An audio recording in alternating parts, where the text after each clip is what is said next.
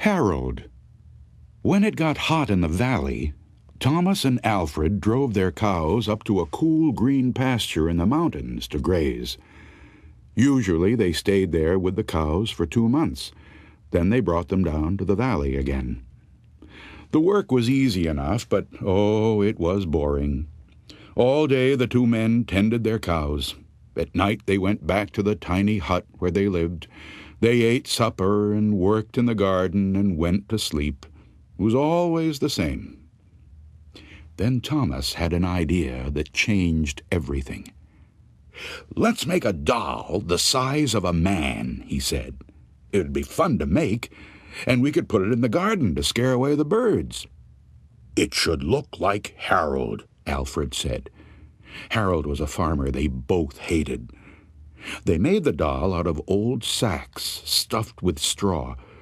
They gave it a pointy nose like Harold's and tiny eyes like his. Then they added dark hair and a twisted frown. Of course, they also gave it Harold's name. Each morning on their way to the pasture, they tied Harold to a pole in the garden to scare away the birds. Each night they brought him inside so that he wouldn't get ruined if it rained. When they were feeling playful, they would talk to him. One of them might say, "How are the vegetables growing today, Harold?" Then the other, making believe he was Harold, would answer in a crazy voice, "Very slowly." They would both laugh, but not Harold. Whenever something went wrong, they took it out on Harold. They would curse at him, even kick him or punch him. Sometimes one of them would take the food they were eating, which they both were sick of, and smear it on the doll's face. "How do you like that stew, Harold?" he would ask. "Well, you better eat it, or else." Then the 2 men would howl with laughter. One night, after Thomas had wiped Harold's face with food, Harold grunted. "Did you hear that?" Alfred asked. "It was Harold," Thomas said. "I was watching him when it happened. I can't believe it." "How could he grunt?" Alfred asked. "He's just a sack of straw. It's not possible." "Let's throw him in the fire," said Thomas, "and that'll be that." "Let's not do anything stupid," said Alfred. "We don't know what's going on. When we move the cows down, we'll leave him behind. For now, let's just keep an eye on him." So they left Harold sitting in a corner of the hut. They didn't talk to him or take him outside any more. Now and then the doll grunted, but that was all. After a few days, they decided there was nothing to be afraid of. Maybe a mouse or some insects had gotten inside Harold and were making those sounds. So Thomas and Alfred went back to their old ways. Each morning they put Harold out in the garden, and each night they brought him back into the hut. When they felt playful, they joked with him. When they felt mean, they treated him as badly as ever. Then one night, Alfred noticed something that frightened him.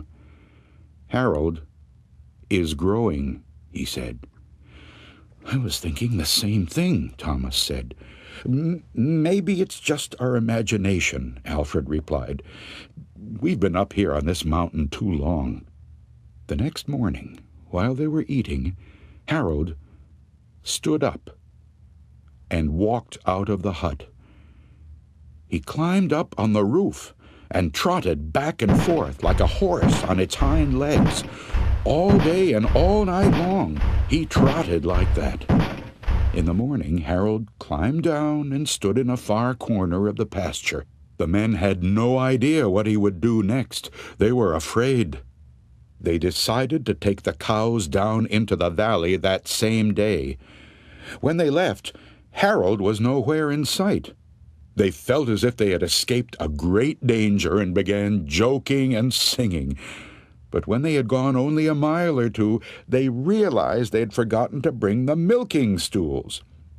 Neither one wanted to go back for them, but the stools would cost a lot to replace.